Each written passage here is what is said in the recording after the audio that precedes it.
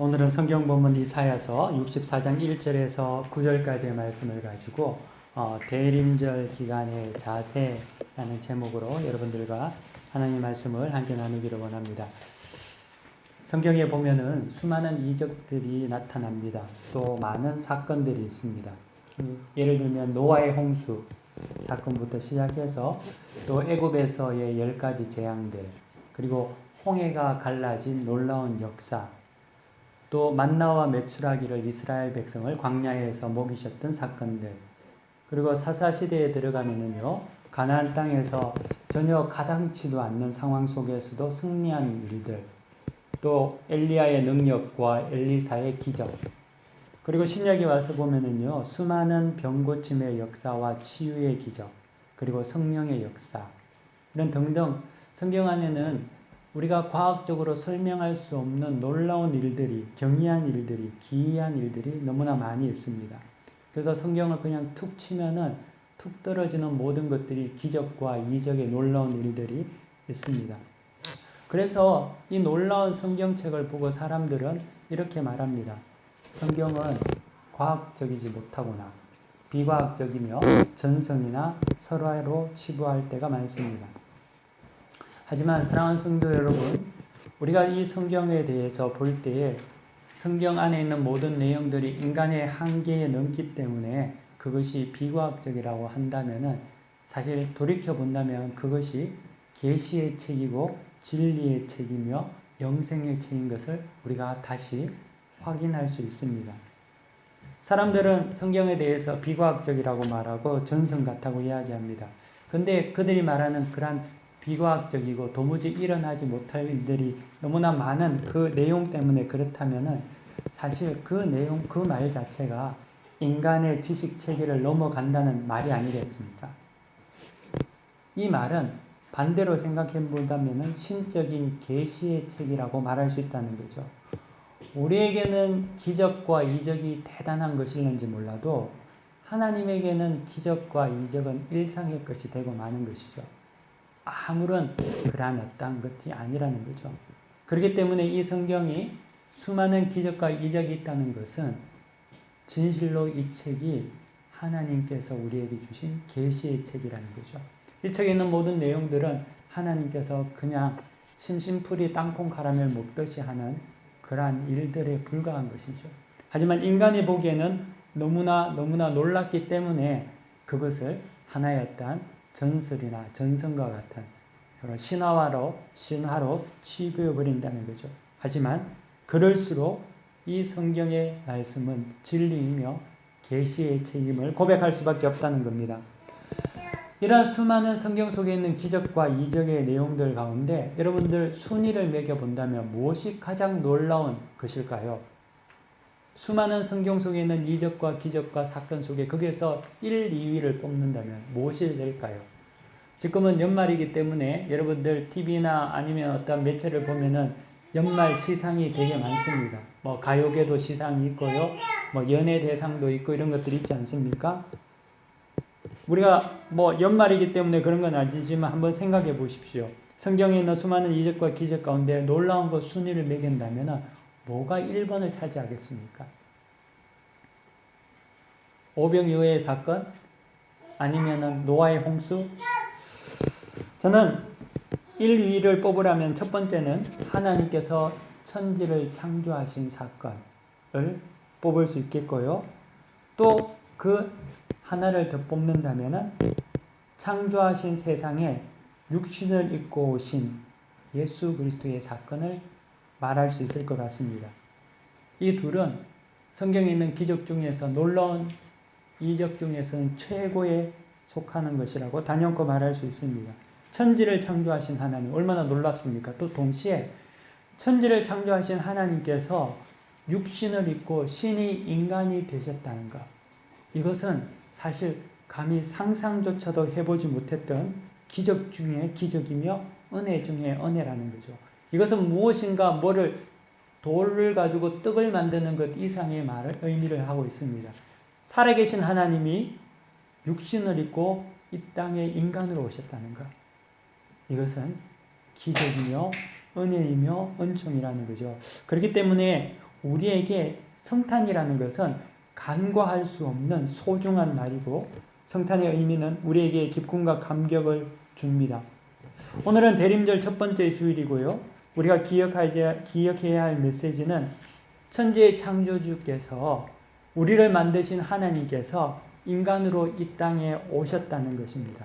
진실로 하나님께서 인간의 모습으로 인간 세상에 내려오셨다는 거죠. 당분이 왔다는 것을 말하는 것이 아니고요. 우리가 아는 박혁거세가 깔에서 태어났다는 게 아니고 석가모니가 이 땅에 태어났다는 것을 말하는 것이 아닙니다. 다시 말하면 신이 하나님이 인간이 되셔서 오셨다는 겁니다. 하나님께서 우리를 위해서 직접 이 땅에 오셨다는 거죠. 예수님께서 이 땅에 오셨는 것이 왜 중요할까요? 하나님께서 이 땅에 오신 게 뭐 그렇게 중요할까요? 우리는 하나님께서 이 땅에 오셨다는 것에 대해서 혹시나 이렇게 생각할는지 모릅니다. 예를 들면은 대통령이 누추한 산동네 쪽방에 왔다. 그런 의미를 가지고 우리가 성탄의 기쁨을 맞이할까요? 아니죠. 그 의미 이상의 감격이 있다는 거죠. 예를 들면 위대한 분이 나를 찾아주셨다. 뭐 우리 교회에 예를 들면은 크로아티아 대통령이 와줬다. 아니면 뭐 한국에 있는 한국의 대통령이 왔다. 이것이 예수님이 이 땅에 오셨다는 것과 같은 동격의 의미가 되지는 않습니다. 예수님께서 이 땅에 오신 것은 우리가 생각하는 그 이상의 의미가 되는 것이죠. 그것은 역사적인 측면과 더불어 그가 오신 이유에 있습니다. 역사적인 의미란 것은 2000년 전에 예수님께서 이 땅에 오신 것입니다. 2000년 전에 하나님께서 육신의 옷을 입고 이 땅에 오셨습니다. 그리고 후자 그 오신 이유는 목적을 잘 설명해 줍니다. 예를 들면은요, 대통령이 온 것도 중요한데 그 대통령이 온 목적이 무엇인가가 더 중요하다. 그런 것과 같습니다. 유명한 정치인이 시장에 올 수도 있고요, 또 학교에 올 수도 있죠. 왔다는 것에 대해서 의미를 부여할 수 있습니다. 어저께 제가 르블리아나 그 교회 예배를 드리면서 그 가정 예배 드리는 그 장소에 얼마 전에 한국에서 유명한 아이돌 가수 그룹인 여자친구가 왔다 갔습니다. 그래서 거기서 뭐 음식도 해 먹고 조리도 하고 뭐 이렇게 뭐 방영등을 찍어 갔다고 하더라고요. 세상에서 많은 사람들은 그런 어떤 유명한 배우나 아니면 뭐 정치인들이 왔다 가면 그 장소가 되게 유명한 장소가 되지 않습니까? 그리고 뭐 식당에서 누가 유명한 연예인이 오면은 사인도 걸어놓고 뭐도 적어놓고 방명록도 붙여놓고 하지 않습니까? 근데 그런 왔다 가는, 잠시 왔다 가기 위해서 온 거라면은 사실 별로 의미가 없죠. 그것은 그냥 이벤트에 불과하고 맙니다. 그리고 또 만약에 그게 왔는 이유가 정치인이 자기 어떤 유세를 목적으로 왔다면은 사실 그것은 의도 자체가 순수하지는 못한 거죠. 예수님이 오신 것, 하나님께서 인간의 몸을 입고 이 땅에 오신 것이 그런 방문일까요? 그런 목적을 가지고 오셨습니까? 그렇지 않다는 겁니다.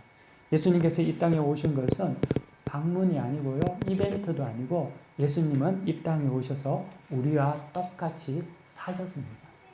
주님은 우리와 함께 사셨다는 거죠. 함께 거하셨습니다. 주님은 좋을 때나 슬플 때나 늘 함께 우리와 함께 계셨다는 거죠. 이를 통해서 우리가 알 수 있는 것이 있습니다. 이것이 무엇이냐 하면은 전능하신 하나님, 창조주이신 하나님은 우리와 함께 있기를 기뻐하신다는 겁니다. 여러분과 함께 거하기를 너무나 목말라 하신다는 거죠. 그것이 성탄의 의미라는 거예요. 그것이 임마누엘 하나님의 뜻이라는 거죠.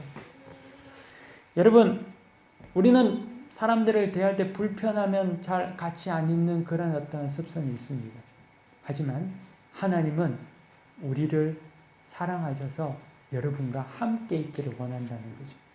항상 함께 있기 위해서 하나님께서는 인간의 몸을 입고 우리 가운데 오셔서 우리와 동일한 삶을 하시고 동일한 고초를 겪으시고 동일한 감정을 느끼시고 그래서 히브리서에서는 우리의 연약함을 긍휼히 여기지 못하지 않는다고 말씀하신다는 거죠. 또한 그분은 우리를 위해서 대신 사형 선고를 받아 죽으시고 부활하셨습니다. 이를 통하여서 주님은 우리에게 모범을 보여주셨습니다. 그 모범은 무엇이냐면은 우리가 여러분 이 땅에서 살면 얼마나 살겠습니까? 기껏 살아봤자 100년 살겠죠. 모르죠.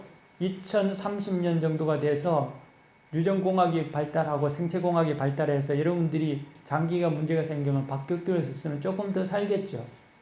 120년 살 수 있는지 모르겠습니다. 더 살 수 있는지도 모르죠. 하지만 중요한 것은 우리는 언젠간 죽는다는 거죠. 반드시 죽을 수밖에 없는데 주님은 이 땅에 오셔서 하나님은 이 땅에 오셔서 우리와 동일하게 사시고 함께 거하기를 기뻐하시고 부활하셔서 십자가에 죽으시고 부활하신 이후에 그를 통하여서 우리에게 영원한 생명을 주셨습니다. 이 말은 하나님께서는 이제 육신의 생명뿐만 아니라 영원한 생명을 통해서도 우리와 함께 하시기를 원하신다는 거죠. 하나님께서는 우리와 함께 하시기 위해서 이 땅에 오셔서 죽으시면서 그리고 우리에게 영생을 허락하여 주셨습니다. 그것이 임마누엘의 하나님입니다. 하나님은 우리와 함께 하기를 원합니다. 지금뿐만 아니라 영원한 생명까지도. 그래서 하나님은 우리와 함께 계십니다. 이 땅에서 그리고 죽음 이후에도 우리는 하나님과 함께 거하게 되는 거죠. 이를 위해서 주님께서 이 땅에 오신 것입니다. 그러므로 그분의 오심은 단순한 방문이 아닙니다. 우리와 함께 하기 위해서, 우리를 인도하기 위해서, 내가 너희 안에 너희가 내 안에 영원히 있게 하기 위해서 이 땅에 오신 것이죠. 그분의 오심은 이미 그 자체만으로 천국이 우리 삶 가운데 임한 것이고 이를 믿는 모든 자들에게 영생이 주어진 것입니다. 그래서 요한복음 17장 3절에 보면요, 영생은 유일하신 참 하나님과 그가 보내신 자 예수 그리스도를 아는 것이다 라고 말합니다. 이는 인류 역사상 아무도 상상도 생각도 하지 못한 기적 중의 기적이며 인류 최대의 신비가 되는 거죠. 로마서 11장 33절에 보면은 이렇게 말합니다. 깊도다 하나님의 지혜와 지식의 풍성하며 그의 판단은 헤아리지 못할 것이며 그의 길은 찾지 못할 것이로다. 우리가 어떻게 상상의 날이 닿겠습니까? 하나님께서 인간의 모습으로 우리와 함께 하기 위해서 오셨다는 것. 이 일을 하나님께서는 하셨다는 거죠. 더 나아가서 우리가 또 생각해 봐야 할 것은 그가 찾아오신 대상이 누구인지를 좀 살펴볼 필요가 있습니다. 주님이 찾아오신 자들은 그를 열성적으로 사랑하는 팬클럽이 아니었다는 데 있습니다. 이것을 기억해야 합니다. 하나님께서 이 땅에 육신의 몸을 입고 오신 그 대상은 유대인들이었습니다. 그들은 누굽니까? 주님이 몸소 생명까지 주기 위해서 찾아온 자들이 었지만 그들은 주님을 십자가에 못 박은 자들이었다는 거죠. 그들은 배신하기를 밥 먹듯이 하고 자신이 힘들면 다른 이들을 밟고 올라서기를 식은 죽 먹듯 하고 언제나 자기만을 위해서 살아가는 이들, 그러한 사람들을 위해서 주님이 오셨다는 겁니다. 주님이 오신 그 대상이 주를 거부한 자들이며 미워한 자들이며 죽인 자들이죠. 사랑하는 여러분, 이 땅에 오신 주님은 우리가 아직 연약할 때, 우리가 아직 죄인 되었을 때에 우리를 위해서 오셨습니다. 여러분들이 실패하고 실수하고 넘어지고 하나님을 대적한다 하더라도 주님은 여러분들을 위해서 오셨다는 거죠. 우리에게 위로가 있는 겁니다. 우리가 실패하더라도 우리가 하나님 앞에서 좌절하고 설령 우리가 하나님 앞에서 무서운 죄를 짓더라도 주님은 여러분들을 위해서 오셨다는 거예요. 팬클럽이 아니라 여러분들이 기뻐하고 찬양만 하기 때문에 주님이 오신 것이 아니라 여러분들의 죄를 용서하기 위해서 오셨다는 거죠. 오늘 성찬 예식을 통해서 여러분들은 그 주님의 몸과 그리고 주님의 피를 여러분이 직접 입으로 먹고 마셨습니다. 이것이 주님께서 우리에게 행하신 놀라운 사랑인 것이죠. 그러면 하나님께서는 우리가 아는 그 하나님 아버지는 물렁물렁에 빠지고 관대하고 한없이 상냥한 분입니까? 우리가 범죄해도 그냥 오냐? 어쩔 수 없지. 소위 말하는 사무엘상에 보면 엘리 제사장과 같이 두 아들이 엉망진창을 살아도 얘야 하지 마. 그래도 말 안 들으면 그냥 넘어가고 어쩔 수 없지 그렇게 내버려 두는 분이 하나님이십니까? 아닙니다. 성경에 보면은요, 오늘 우리 본문에도 나와 있지만 하나님은 범죄한 자에 대해서 진노하시고 지속적으로 범죄하는 자에게 긍휼하지 않는 분이 우리 하나님이십니다. 그분이 하나님이십니다. 하나님은요, 사무엘상에 보니까요, 하나님은 자신을 존중히 여기는 자를 존중히 여기고 자신을 멸시하는 자를 경멸하시는 분입니다. 하나님은 대단합니다. 하나님은 무섭습니다. 그럼에도 불구하고 하나님은 우리를 구원하기 위해서 친히 육신의 옷을 입고 이 땅에 오셨습니다. 그것은 하나님의 은혜뿐만 아니라 하나님이 우리를 얼마나 사랑하시는가를 감지할 수 있다는 거죠. 우리의 불량한 태도를 충족하기 위한 비천한 자비가 아니라 하나님의 자신의 완전한 사랑과 선 때문에 우리를 잊지 않으신다는 거죠. 그 인애와 사랑으로 우리를 구원하시기를 원하시는 분, 우리와 함께 있기를 원하는 분, 그분이 우리의 하나님 여호와시라는 거죠. 그분이 우리 주 예수 그리스도시고 우리를 위해서 이 땅에 오셨습니다. 이 대림절 기간 동안 우리는 세 가지 정도를 숙고해야 합니다. 이 세 가지 숙고는 우리의 자세와 연결이 됩니다. 첫 번째, 이 대림절 기간에 우리는 어떤 자세를 가지고 있어야 되냐면, 첫째는 우리 죄에 대한 회개와 성찰이 있어야 합니다. 그리고 두 번째는 우리의 죄악 가운데서도 오늘 성경 본문 1절에서 말씀하는 것 같이 하늘을 가르고 강림하시는 극적인 하나님 사랑에 대한 감사의 자세가 필요합니다. 그리고 마지막 세 번째는 이제 오신 주님이 아니라 이제 다시 오실 재림의 주님에 대한 대망과 소망을 가지고 우리는 대림절 기간을 보내야 할 것입니다. 첫 번째, 우리의 회개와 성찰에 대해서는 성탄은 궁극적으로 구원이며 임마누엘 하나님의 임재지만 그 기쁨을 누릴 수 있는 자는 하나님께 제사함을 받은 자에 한해서 그리고 자신의 죄에 대한 자각과 하나님의 용서에 대한 확신이 있는 자에게 이루어지는 은총입니다. 그러므로 성탄을 준비하는 대림절 기간 동안 우리는 우리 죄에 대한 회개와 자신에 대한 성찰이 필요합니다. 주님은 우리 죄를 위해서 오셨고 이를 위해서 화목제물로 죽으셨으며 그로 인해 우리는 더 이상 하나님과 맡겼던 모든 장애와 담들이 무너지고 이제는 담대하게 주님 앞에, 하나님 앞에 나아갈 수 있게 되었습니다. 과거 대림절에는 반드시 참회와 회개의 의미가 있었습니다. 우리는 참회, 회개 이런 의미를, 이런 말씀을 들으면 언제를 생각하냐 하면은 성탄절이 아니라 고난주간, 부활절 오기 전 고난주간에 우리는 회개하고 참회하는 거라고 생각하는데 그렇지 않습니다. 대림절 기간도 참회와 회개를 가졌습니다. 한번 생각해 보십시오. 우리가 지금 이 땅에 살아가는 현대에 이 대림절 기간에 참회하고 회개하는 시간을 가질까요? 그렇지 않죠. 여러분, 오늘도 시내 광장에 나가보시면 얼마나 화려하게 되어 있지 않습니까? 기뻐하죠.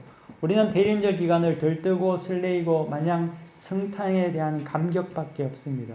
그런데 그 성탄에 대한 감격과 설렘과 기쁨은 반드시 우리 죄악에 대한 온전한 회개와 그리고 통회와 그로 말미암아 죄사함이 있은 후에 성탄이 진실한 기쁨이 되는 것이 그 죄사함의 역사가 없는 상태에서는 성탄은 우리에게 심판으로 다가온다는 거죠. 그렇기 때문에 이 대림절은 우리에게 참 회개와 참 참회의 토양 위에서 나타나는 열매로서 우리에게 전해지게 됩니다. 이것이 만약에 없다면 이 성탄이라는 것은 아무런 의미가 없는 여러분들에게는 유흥거리가 되고 마는 것이죠. 그냥 육신의 이벤트밖에 되지 않는다는 거죠.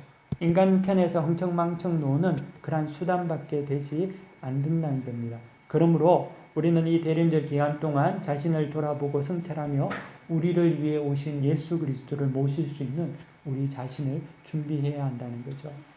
예수님께서는 2000년 전에 유대 땅 베들레헴에 나셨습니다. 당시 호적 조사를 위해서 마리아와 요셉이 갔고 베들레헴에서 묵을 장소가 없어서 여관이 없어서 마국간에서 아기 예수가 태어나게 됩니다. 우리가 성경을 통해서 너무나 잘 알고 있는 내용이죠. 근데 예수님께서 어디에 태어났습니까? 마구간 어디에 누이셨습니까? 마구간이죠. 혹시 여러분 마구간 가본 적 있습니까? 마구간 예수님이 어디에 누워졌죠? 마구간 안에 말구유에서 넣어졌잖아요. 혹시 말구유 보신 적 있으세요? 말구유는 뭘 하는 겁니까? 말 밥통이죠, 그렇죠? 말이 먹는 밥그릇인데 뭐 고양이 밥그릇, 개그 밥그릇은 많이 봤겠지만 말 밥그릇은 여러분 잘 못 봤겠지만 한번 상상해봐서 말 밥그릇이 깨끗하겠습니까? 더럽겠습니까? 신생아기를 누일 만한 장소가 될까요? 안 되죠. 그러면은 아기 예수를 누이기 전에 그 말구유를 어떻게 했을 것 같습니까? 닦았겠죠. 깨끗하게 닦았을 겁니다. 그리고 그 위에 천을 덮었든지 했겠죠. 우리도 이 대림절 기간에 동일하다는 거죠. 예수님이 누우실 수 있는 말구유가 우리 자신이랍니다. 우리가 예수님을 누이기 위해서는 우리의 그릇을 닦아야 되는 거죠. 이것이 대림절 우리가 준비해야 할 회개와 성찰의 시간이 된다는 거죠. 주님께서는 죄악된 모습으로 죄가 있는 우리에게 찾아오는 것이 힘듭니다. 하나님은 우리의 죄를 용서해 주시기를 원하시지만 우리 편에서는 우리가 정결케 해야 한다는 거죠. 그래서 구유를 닦아 아기 예수를 누이듯이 죄로 더러워진 우리의 그릇 구유를 닦는 기간이 대림절입니다. 그래서 이 대림절엔 우리가 회개와 성찰의 시간, 자세를 가져야 합니다. 두 번째는 감사합니다. 감사라는 것은 우리가 하나님께서 우리와 함께 한다는 것은 어떻게 본다면 하나님 편에는 위기이고 인간 쪽에서는 은혜가 되는 거죠. 성경 보면 오늘 6절 7절에 보시면은요. 무릇 우리는 다 부정한 자 같아서 우리의 의는 다 더러운 옷 같으며 우리는 다 잎사귀같이 시들므로 우리의 죄악이 바람같이 우리를 몰아가나이다. 주의 이름을 부르는 자가 없으며 스스로 분발하여 주를 붙잡는 자가 없사오니 이는 주께서 우리에게 얼굴을 숨기시며 우리의 죄악으로 말미암아 우리가 소멸되게 하셨음이니이다. 라고 성경에서는 말씀하고 있습니다. 이것이 우리가 처한 현실이며 당면한 위기라는 거죠. 하지만 하나님은 이 위기를 하나님의 정권적인 사랑으로 말미암아 하늘을 가르시고 우리에게 강림하여 주십니다. 마치 이스라엘 백성이 원망하고 하나님을 불평하고 우상 숭배하며 떠났을 때에도 하나님께서는 그의 사랑을 한없는 자비로 자기의 자신을 뜻을 돌이키시고 그들과 함께 동행하셨던 것 같이 하나님은 우리와 늘 함께 하십니다. 하나님께서는 여러분들을 버리지 않습니다. 왜냐하면 여러분들이 하나님의 백성이고 자녀이기 때문입니다. 어떻게 부모가 그 낳은 자식을 버릴 수 있겠습니까? 그는 우리의 아버지입니다. 그의 손바닥에 여러분들의 이름이 새겨져 있습니다. 하나님은 여러분을 절대로 외면하지 않습니다. 성경의 8절 9절 보십시오. 그러나 여호와여 이제 주는 우리 아버지시나이다. 우리는 진흙이요 주는 토기장이시니 우리는 다 주의 손으로 지으신 것이라. 여호와여 너무 분노하지 마시오며 죄악을 영원히 기억하지 마시옵소서. 우리는 다 주의 백성이니이다. 우리는 그분의 자녀들입니다. 그래서 로마서 5장 8절에는 우리가 아직 죄인 되었을 때 그리스도께서 우리를 위하여 죽으심으로 하나님께서 우리에게 대한 자신의 사랑을 확정하셨다고 분명하게 말씀하고 있습니다. 그렇습니다. 우리가 아직 죄인 되었을 때 빛이 어두움에 있으되 어두움이 깨닫지 못했던 그때에도 하나님은 우리를 사랑하여 주시고 우리를 자녀 삼아 주셨습니다. 하나님은 그분의 뜻과 구원 계획을 따라서 우리에게 찾아오셨습니다. 우리가 연약할 때 친히 우리에게 오신 분이 하나님이십니다. 그러므로 우리를 만들어 가시는 분이십니다. 토기장이가 토기를 만들듯이 주의 손으로 여러분들을 빚어 가십니다. 그렇기 때문에 우리는 감사해야 합니다. 왜냐하면 하나님이 우리와 함께 하시고 우리가 그의 자녀고 백성이기 때문이라는 거죠. 그래서 여러분들이 좌절하지 마시고 낙심하지 마시고 여러분들이 소망 가운데서 기뻐하시기를 바랍니다. 세 번째 마지막으로는 소망과 기대입니다.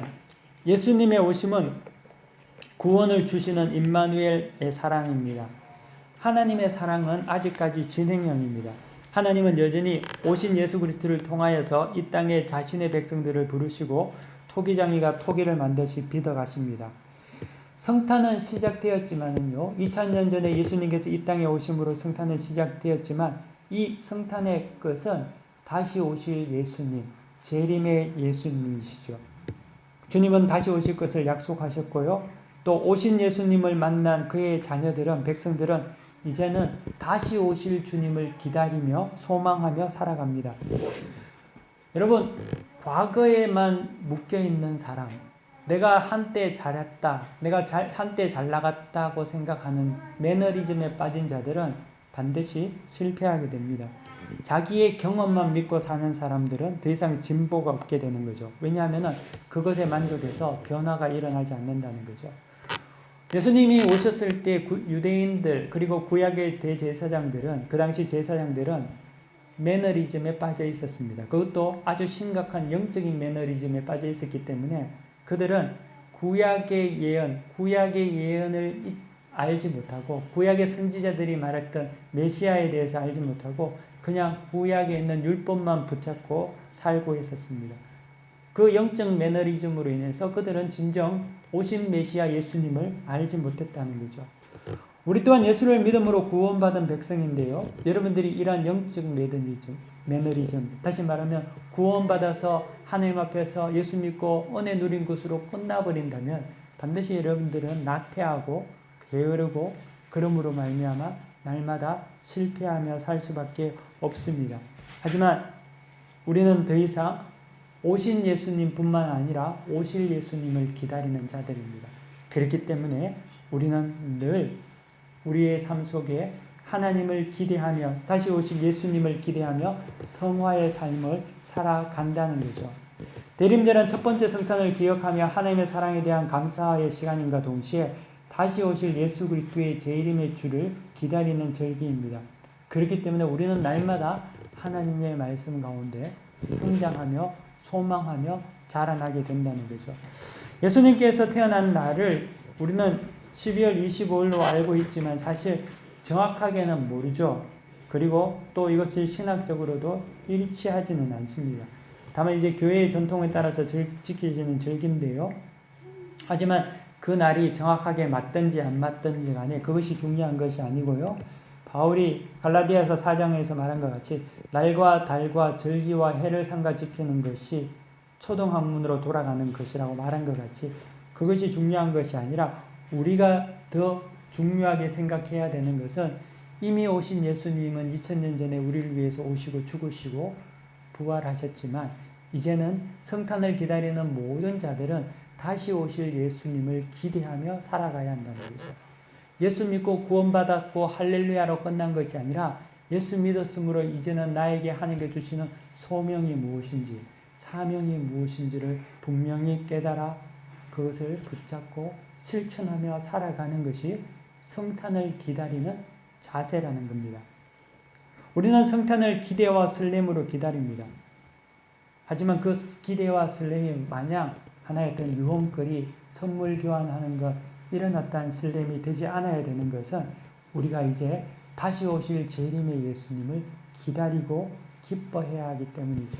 만약에 여러분들이 성탄절을 막 기뻐하며 좋아하면서 예수님께서 이제 곧 오신다고 하면은 아직 주님이 오시면 안 된다고 생각한다면은 이미 여러분들은 성탄을 기다리는 것이 아닌 것이죠. 그 의미 속에는 참다운 성탄의 의미가 없다는 겁니다.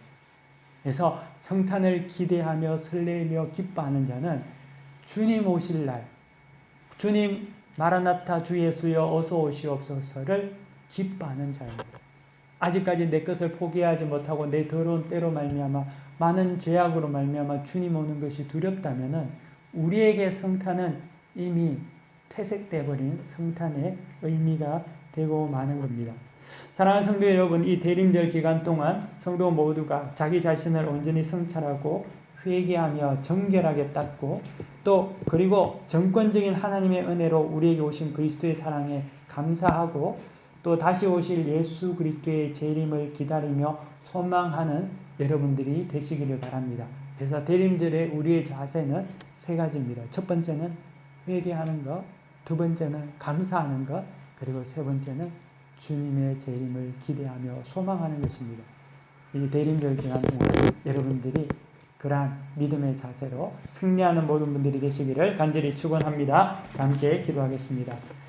살아계셔서 역사하시는 하나님 감사합니다. 오늘 대림절 기간 첫 번째 주 우리가 주님을 기대하며 소망하며 우리가 어떠한 자세로 이 기간을 보내야 할지를 다시금 말씀을 통하여서 배웠습니다. 하나님 아버지, 우리가 이 말씀에 순종해서 살게 하여 주시고 그러므로 말미암아 하나님께서 우리에게 허락하신 놀라운恩총의 축복을 잘 누리게 하여 주옵소서. 모든 것을 주께 감사하며 예수 그리스도 이름으로 간절히 기도 올려드립니다. 아멘.